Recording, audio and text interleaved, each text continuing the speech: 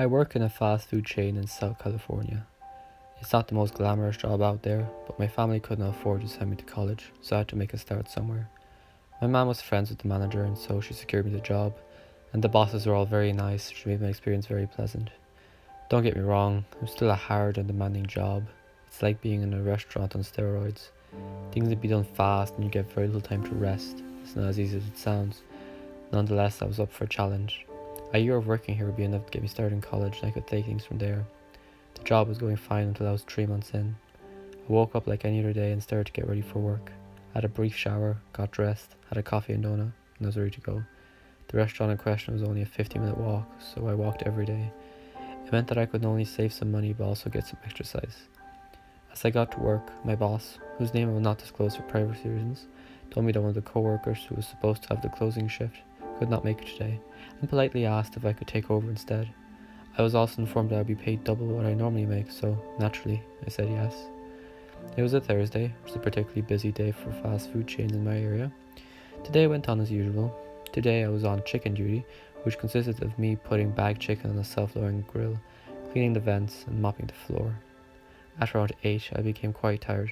This is when I usually finish, so I made myself a coffee and went back to work. At 10 o'clock, the restaurant was closed. Everyone left, and I was left in charge of cleaning all floors, tables, and equipment, and responsible for locking up. I was cleaning up when I got a notification on my phone. I looked at it, and as I did, I heard a noise in the bathroom. Thinking that something must have fallen over, I placed my phone on the table and grabbed a bucket in one hand and a mop in the other.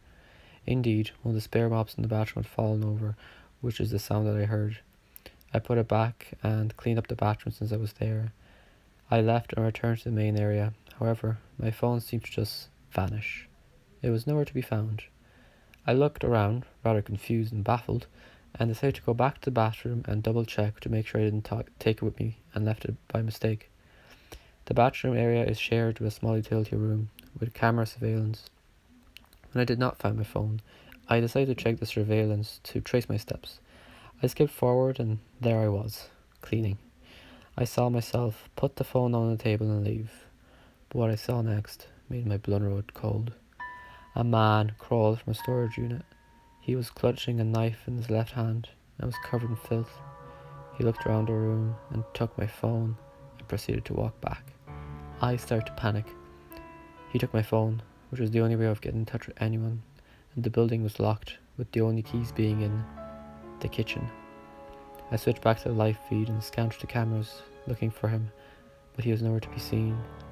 I knew he must be hiding, and I needed to think of something to do, and fast.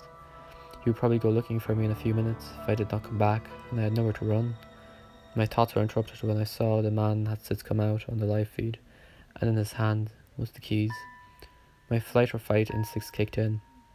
I could not escape through the door since it was locked, and even if I snuck up and broke a window, he could catch up, and I'm not very strong, so I wouldn't win the fight.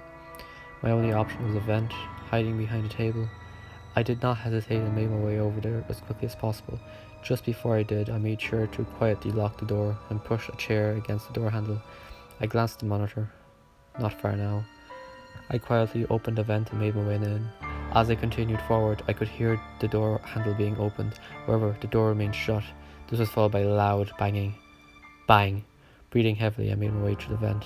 Getting to the other end, which was outdoors, I kicked the vent as hard as I could until it gave way and jumped outside.